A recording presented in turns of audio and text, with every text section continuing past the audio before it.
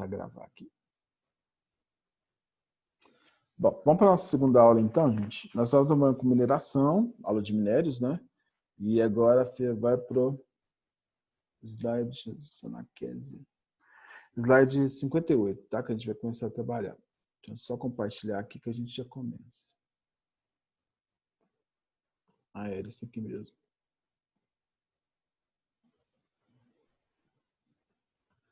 Então, aqui, a gente tinha visto, né? Com relação ao salgema, né, esse túnel aqui que eles fizeram para retirada do salgema. Essa aqui é na Colômbia, eles fizeram, né, a extração do sal, e aí fizeram uma catedral lá dentro, né, uma catedral feita de sal, tá? As paredes são feitas de sal. É a Catedral Sinomar Calmona, fica na Colômbia.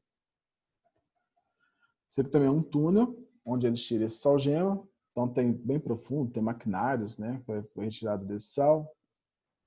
No Brasil, nossa situação de sal é diferente, nós não usamos o salgema, né? Porque o nosso salgema que tem mais próximo é o do pré-sal, 7.000 metros de profundidade, tá? Então, assim, é complicado. Então, para a nossa retirada de sal, nós usamos o processo aqui, onde o Rio Grande do Norte é um dos maiores produtores, né? No Brasil, é o maior produtor desse sal. Nós fazemos estruturas elevadas. Quando chega a maré alta, a maré sobe, a água invade essas estruturas. Maré baixa, ele volta ao normal e a água fica presa nessa estrutura mais elevada, tá? Então, seria isso aqui. Ó. Quando a gente está no clima tropical, intensa insolação, isso vai evaporar, a água evapora e começa acumulando sais. Quando evapora, o pessoal vai lá, cai inchado, vai puxando, acumulando, depois é só recolher esse sal aqui, do lado dele, tá? Então, esse aqui está tudo cheio de impureza, de sujeira, né? O pessoal aqui, gente, é tropical. Então, assim, se você for pensar, você dá até um nojinho, né? Mas lembra que isso é tudo tratado depois, eles usam ácido dele. Mas o pessoal fica descalço, pisando naquilo ali, suando, suor pingando, entendeu? Então, assim, é meio porcão o negócio, mas depois faz o tratamento dele para a gente fazer uso na cozinha. Então, esse aqui são saleiras, esse aqui fica na Bolívia, né? Então, eles retiram sais também, depois passa o caminhão e vai recolhendo tudo isso aqui. Alguém já ouviu falar sobre flor de sal? Né? A flor de sal é retirada dessa água. Quando ela começa a evaporar e começa a ficar mais densa, bem grossa, forma uma natinha de sal por cima dele. Eles vão passando e recolhendo essa nata. É a tal da flor de sal. Tá? Porque o sal hoje está em torno de uns R$3. Acho que não chega a R$4, não. Aqui você vai pegar 1 quilo, tá? Aqui você vai pegar um potinho, de repente, com uns 40 gramas desse sal. Ele deve custar na média de uns R$50, um pouquinho menos ou um pouquinho mais do que isso aí, tá? Então é flor de sal. Então, dizem, inclusive, é mais saudável, não sei o quê. Mas é caro demais, né? Você tá doido. Aqui na região do Mar Morto, né? Lá é um mar que na verdade é um lago, né? Ele é muito salgado pela questão de você não ter uma vazão muito grande do Rio Jordão para fazer a manutenção dele. É uma área desértica, então evapora muita água, foi acumulando sais. Hoje você tem a salinidade acentuada ali, né? Dá em torno de 230 por 1.000. De cada 1.000 partes de água, 230 é sal. No mar, de cada 1.000 partes de água, 30 é sal. Entendeu? Então, assim, o percentual de sal aqui é muito maior. E aí nas margens vai acumulando sal e ela vira aquelas pedras de sal, que eles quebram ela, depois tritura, fazem o tratamento dela e utilizam isso aí na cozinha também.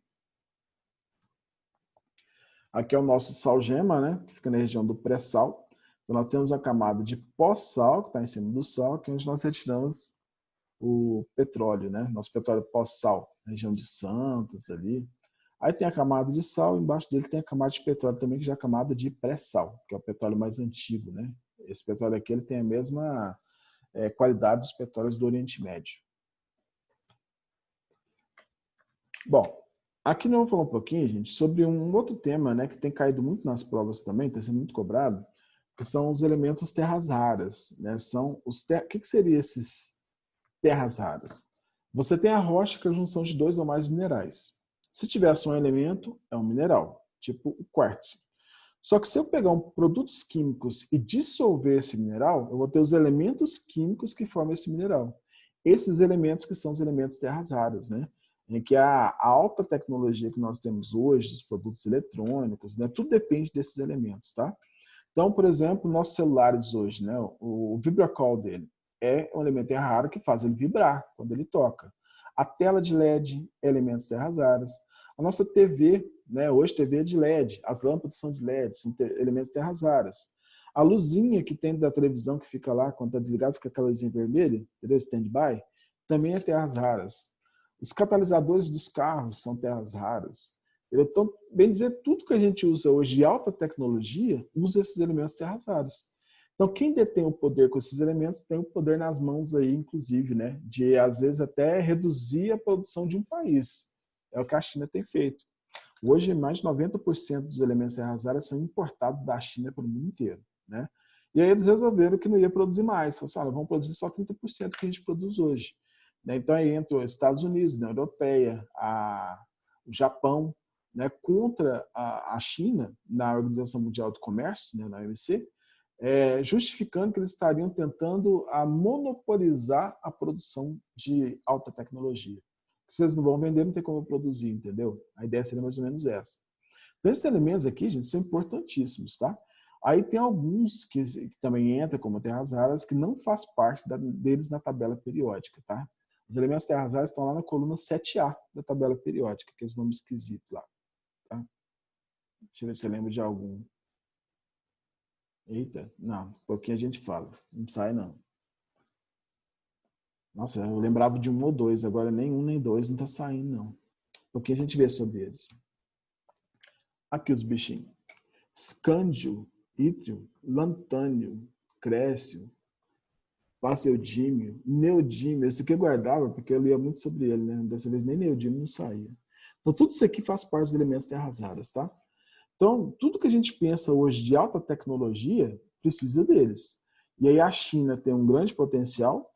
Nos Estados Unidos tem, mas é muito melhor para eu comprar da China porque a mão de obra é barata, sai mais barato e não leva o desastre ambiental que causa, tá? A China tem justificado que vai reduzir por conta do desastre ambiental. Contaminação do solo, das águas, tudo tem ali, tá? Mas a gente sabe que é mentira, né? E o Brasil também tem, gente. Quem descobriu que a gente tinha muitos elementos terras raras aqui era o Ike Batista. Quando surgiu essa ideia de elementos terras raras, né? Outra coisa que eu lembrei aqui agora, bateria de celular, né? Então hoje, né, você pode carregar ela mesmo antes de terminar, que não vicia, sabe aquela coisa do viciar ali? Né? Ela não é mais igual antigamente por ser um elemento terras raras. Então até mesmo a questão de baterias melhorou. Os carros movidos a energia elétrica também, entendeu? Então tudo isso aí é utilizado com minerais terras raras, tá? Mas igual eu estava falando para vocês, quem que descobriu isso, que assim, fez pesquisa, descobriu que tem muito no Brasil, foi o Ike Batista. Foi na época que saiu muita notícia sobre terras raras, e aí ele viu isso na Europa, falou assim, gente, mas eu já vi isso aí lá no Brasil. E ele chamou um geólogo americano, trouxe no Brasil, e o cara veio, fez as pesquisas e descobriu que tem muitos elementos terras raras aqui, tá? Só que, por enquanto, a gente não está explorando isso aí. Isso dá muito dinheiro, mas o desastre ambiental, gente, ele é gigante e é irreversível. É coisa geológica para voltar a recuperar tudo de novo, entendeu? Então, até bom que não estejamos ainda produzindo isso. Quem já foi em Guarapari? Guarapari tem areia limonítica. Ela é uma areia misturada com pozinho, né, de ferro. Aquilo ali é terras raras. Aquele minériozinho ali, aquele ímãzinho, né, aquela parte preta, é utilizado para fazer catalisadores de carros, entendeu? Para reduzir a poluição, certo? Então são vários aí, várias finalidades que a gente tem com esses elementos. Aqui a produção de terras raras. Olha a produção da China, em vermelho, e aqui o resto do mundo, tá vendo? Tá em azulzinho. Então aqui tem alguns desses grandes produtores, né? Então destaque aqui para Estados Unidos, para Austrália. O Cazaquistão é engraçado, gente. Lá tem muito minério, viu? Lá tem muita coisa, inclusive muito minério também ligado à questão nuclear. Tem muito urânio. Então o país tem riqueza mineral bem, bem forte mesmo. A Rússia, Índia.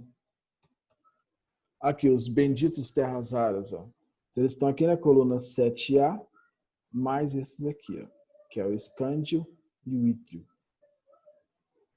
Então, esses nomes aí, para vocês que estão estudando aí, gente, que de vez em quando fala, às vezes estuda, né? Lembra dos nomes, né? Esse aqui eu vi, tem o quê?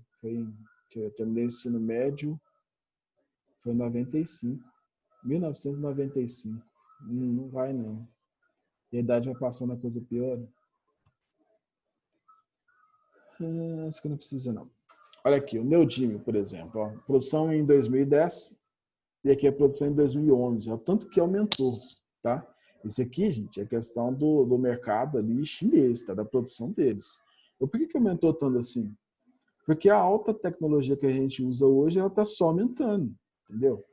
O Europe foi o que mais, assim, escancaradamente aumentou, né? Olha a produção do Europe em 2010, como passou para 2011. Isso tudo na China, tá? Então o desastre fica ali, gente, porque a natureza, né, ela acaba sofrendo bastante, né? Então o desastre ali não é uma coisa muito legal, não. É muita química no solo, isso vai para o lençol freático, vai para o aquífero, vai para os rios, mata a vegetação, fica preso no solo por milhares de anos, entendeu? Então no Brasil, futuramente, a gente pode até explorar isso aí, mas já consciente do desastre ambiental que isso pode se tornar. Tá? Também não. Bom, aqui já entra com a rocha. A gente não chegou a ver a rocha não, né? Vi só os minerais. É só fechando a matéria mesmo, tá? Que é a parte de rocha, que seriam 2 ou mais minerais, tá? Então nós temos o ciclo das rochas, formação das rochas ígneas ou magmáticas, que é essa aqui da esquerda. As rochas sedimentares, que seriam aquelas formadas por sedimentos vindos das rochas ígneas ou das metamórficas. E as metamórficas, que são aquelas que vão sofrer a metamorfose, tá? Que pode ser uma rocha sedimentar, uma rocha ígnea, ou mesmo uma rocha metamórfica transformando em outra metamórfica. Isso pode acontecer. Então, só para a gente entender isso aqui. Uma rocha ígnea é a magmática, aquela lá da lava dos vulcões, né? Para poder transformar na rocha sedimentar, essa rocha tem que sofrer intemperismo primeiro para ser destruída, né? Destruída a rocha transformada em solo. Depois você tem o processo de erosão, que é o processo já de destruição mesmo daquele solo, né? Com o processo da vossoroca e tudo mais. Esse sedimento tem que ser transportado. E depois vem a sedimentação e depois a diagênese. A sedimentação é quando ele cai numa área depressiva e a diagênese é quando ele é transformado na rocha, pelo próprio peso do pacote de solos ou com a presença de sílica, por exemplo. Tá? Aí você consegue transformar isso numa rocha sedimentar. A rocha sedimentar, ela pode transformar numa rocha metamórfica quando você tem um metamorfismo acontecendo, ou por aumento de pressão, ou por aumento de temperatura, entendeu? Então, por exemplo, uma rocha tipo o granito. O granito, ele é uma rocha sedimentar. Se ele for cozido com aumento de temperatura, ele transforma numa rocha chamada quartzito.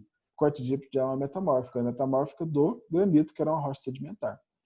Aí, se essa rocha metamórfica sofre de novo temperismo, erosão, transporte, sedimentação e diagênese, ela volta a ser uma rocha sedimentar de novo, tá?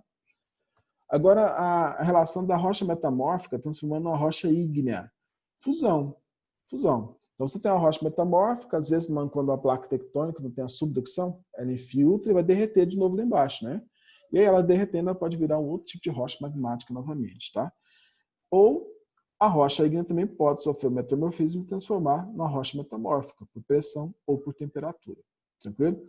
É o caso, por exemplo, do granito, que é uma rocha ígnea e pode transformar, né, por metamorfismo, numa rocha metamórfica chamada gneiss. O gneiss é a metamórfica do granito, que é uma rocha magmática. Beleza? Tem uns exemplos aqui de algumas rochas para a gente ver, tá? Isso aqui é tudo isso que eu falei para vocês em forma textual. Quanto à origem. A origem aqui eu não comentei com vocês, não. Ela pode ser mecânica, não, rocha sedimentar mecânica, quando você tem fragmentos de outras rochas. Química, quando é precipitação, igual calcário, né, depositando em lagos, em áreas de mares rasos. E orgânica, quando você tem um material orgânico que ele é soterrado e transforma em outro, igual carvão mineral. Então, o carvão é um tipo de rocha sedimentar, o calcário é um tipo de rocha sedimentar, e o arenito é um tipo de rocha sedimentar, né? No caso de formações diferentes quanto à sua origem, mas todas são sedimentares.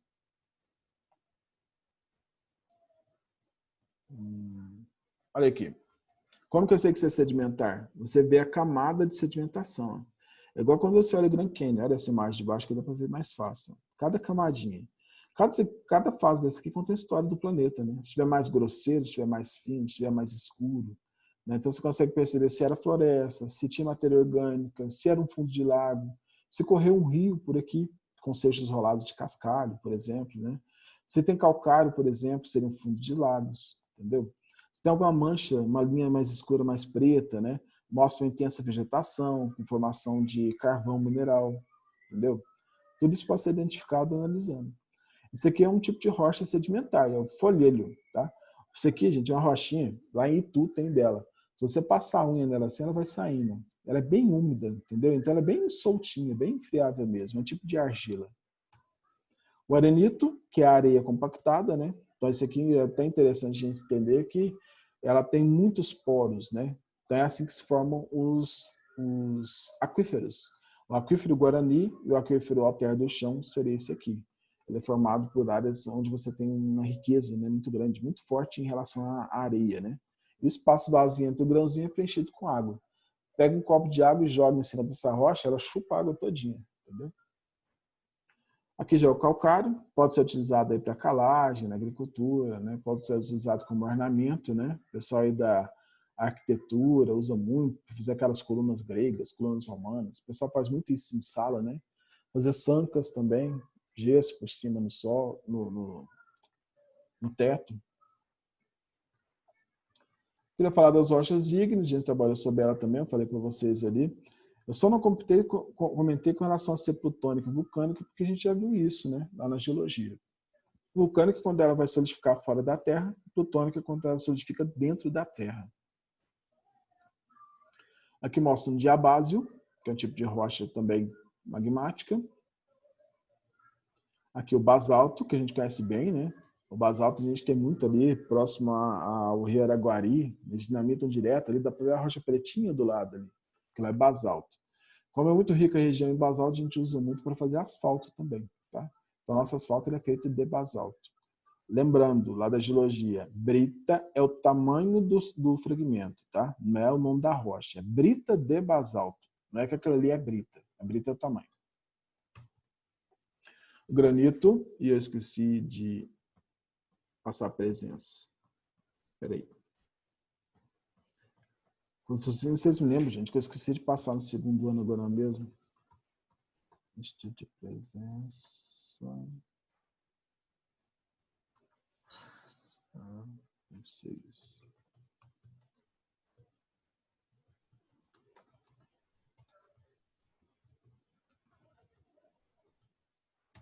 Aí, pode pôr o nome de vocês aí.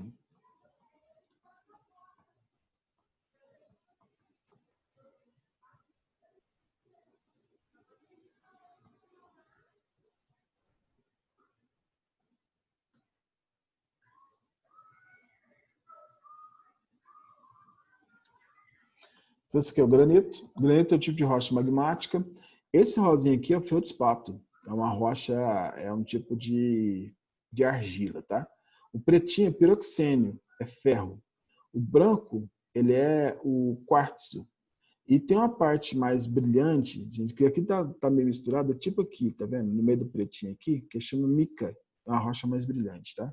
Então dá para ver os minerais nele. Esse tipo de rocha aqui é porque ela demora para resfriar. Aí dá para ver os minerais, tá? Então elas geralmente são rochas intrusivas ou plutônicas. E aqui vem com as metamórficas, né? O quartzito, que ela seria uma rocha derivada do arenito, é muito utilizado na borda de piscinas porque ela não deixa escorregar, tá? Aqui o gneiss, que é derivada do granito. Então o gneiss, ele lembra o granito, só que o que é rosa fica cinza e pela pressão os minerais se alinham. Então você tem ali a formação do argilito, né, da argila mais cinza acinzentada, uma parte branca, outra parte preta, ela se alinha. Esse aqui é um mármore, que ele seria metamórfico do calcário. Com o calcário, quando ele é cozido, ele transforma nessa rocha aí que é chamada de mármore. Utilizado muito em banheiros, né, para pia de banheiro, às vezes até mesmo para box, né, fazer o box do banheiro. Aí fechamos, né? Acabamos aí com a parte de minerais, tá? Na sequência agora, nós temos, deixa eu olhar aqui se eu confirmar, acho que é clima. Isso, vamos começar com o clima, tá?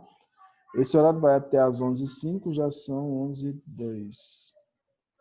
Eu acho que não vai dar tempo de a gente começar, que senão vai cortar tudo, né? Até abrir a aula aqui. Mas, não, é melhor não começar. Deixa. Vamos fazer o seguinte, gente, na aula que vem a gente começa já com a aula de clima, tá? Agora eu já estou terminando, então não dá Não tempo. tem aula que vem. Semana que vem tem aula, né? Não. Por quê? Férias, ó. Férias. Ah, é. Ah, eu esqueço. É porque Goiás é diferente. Nas outras escolas tudo eu tenho aula normal. Inclusive tem escola que eu só vou ter férias e olha lá se tiver em agosto. Então tá. Daí é bom ainda, né? Daí quando voltar das férias a gente continua aí a gente começa, né? Com a parte de clima, tá? Então tá bom, gente. Boas férias para todo mundo. Abração para vocês e até mais. Tchau.